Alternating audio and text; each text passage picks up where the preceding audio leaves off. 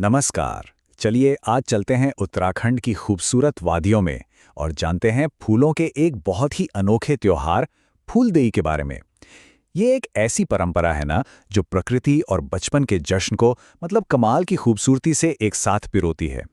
जरा सोचिए, एक ऐसा त्योहार जिसे बड़े नहीं बल्कि बच्चे मनाते हों। बच्चे ही सब कुछ हों, वही उसे ऑर्गेनाइज करें, वही उसे आगे लेकर जाएं। सुनने में ही कितना अलग और दिलचस्प लगता है ना? और इसका जवाब है हाँ, बिल्कुल ऐसा होता है। हर साल वसंत के मौसम में भारत के हिमालयी राज्य उत्तराखंड में ठीक ऐसा ही एक त्योहार मनाया जाता है। तो स्वागत है फूलदेई की दुनिया में। ये फूलों और जवानी का त्योहार है।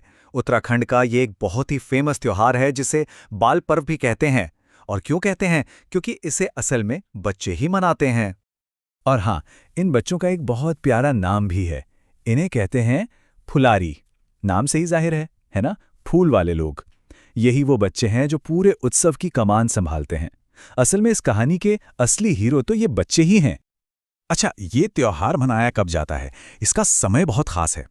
ये ठीक तब होता है जब कड़ाके की ठंड जा रही होती है और हिंदू कैलेंडर का पहला महीना यानी चैत्र शुरू होता है। ऊंची पहाड़ियों पर बर्फ पिघलने लगती है और पूरा इलाका हर तरफ बस रंग बिरंगे फूल ही फूल। वसंत आ गया है, इसका यही तो संकेत है। तो चलिए अब इन भुलारियों के सफर को समझते हैं। ये जश्न आखिर शुरू कैसे होता है? सुबह सुबह उन जंगलों में।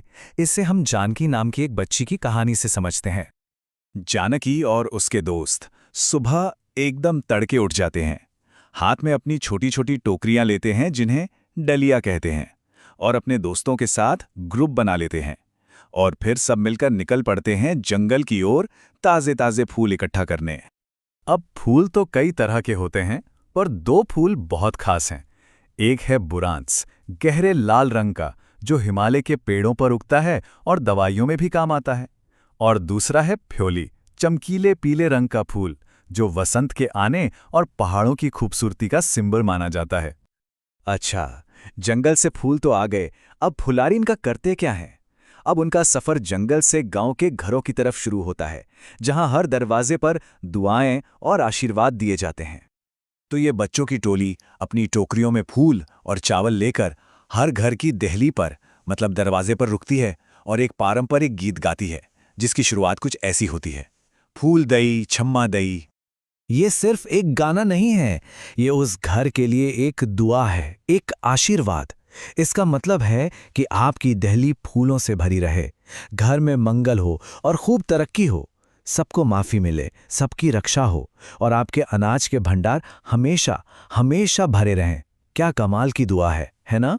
तो ये नन्हे फुलारी जब आते हैं तो पूरा समुदाय उनका स्वागत कैसे करता है? गांव वाले तो इन बच्चों का बेसब्री से इंतजार करते हैं और उनके लिए खास तैयारियां भी करते हैं। फुलारियों के आने से पहले ना सभी घरों की अच्छी तरह से साफ सफाई होती है और जो देहली होती है उसे गोबर और मिट्टी से लीप कर एकदम तैयार किया जाता है। ऐसा इसलिए ताकि बच्चों के आशीर्वाद और फूलों का स्वागत पूरी पवित्रता के साथ हो सके। तो बच्चों ने अपना काम किया, आशीर्वाद दिया। अब बारी है इनाम की। उनके गीत और फूलों के बदले में ना हर घर से उन्हें कुछ तोहफे मिलते हैं। क्या मिलता है? ज्यादातर तो कच्चा चावल, गुड़ और थोड़े बहुत पैसे। ये एक तरह से पूरे समुदाय का प्यार भरा थैंक यू है इन बच्चों के लिए। अब सवाल यह है कि दिन भर में जो ये सारे तोहफे जमा हुए हैं, उनका होता क्या है? यहीं तो कहानी का सबसे मीठा हिस्सा आता है। ये सारे तोहफे किसी एक के नहीं होते, बल्कि एक बड़ी सी दावत में बदल जाते हैं। प्रोसेस बहुत सीधा और सुंदर है। पहले तो बच्चे चावल, गुड़ और पैसे इकट्ठा करते हैं। फिर जो पैसे जमा हुए हैं उनसे घी या तेल जैसी जरूरी चीजें खरीद ली जाती हैं। इसके बाद इन सारी चीजों को मिलाकर मस्त स्थानीय पकवान बनाए जाते हैं और आखिर में सारे फुलारी एक साथ बैठकर इस दावत का मजा लेते हैं। और इस दावत में बनता क्या क्या है? देखिए, जो चावल और गुड़ जमा हुआ था उससे मीठा हलवा बनता है। साथ में साई या छोई जैसे और भी पारंपरिक मीठे पकवान बनते हैं। और हाँ, पापड़ी जैसा कुछ नमकीन भी बनाया जाता है। सही मायनों में ये मिल बांटकर खुशियां मनाने का त्योहार है। तो इस सब का गहरा मतलब क्या है? फूलदेई सिर्फ एक दिन का जश्न नहीं है, ये एक विरासत है जो बच्चों को बहुत कुछ सिखाकर जाती है।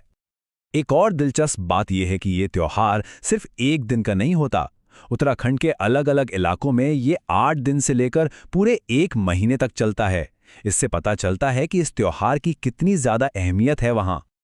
फूलदेई बच्चों को बहुत छोटी उम्र में ही कुछ बहुत जरूरी बातें सिखा देता है, जैसे कि प्रकृति के लिए गहरा प्यार और सम्मान, समाज में मिलजुल कर रहने का महत्व और अपनी संस्कृति, अपने लोकगीतों और परंपराओं से जुड़ने का एक मौका देता है।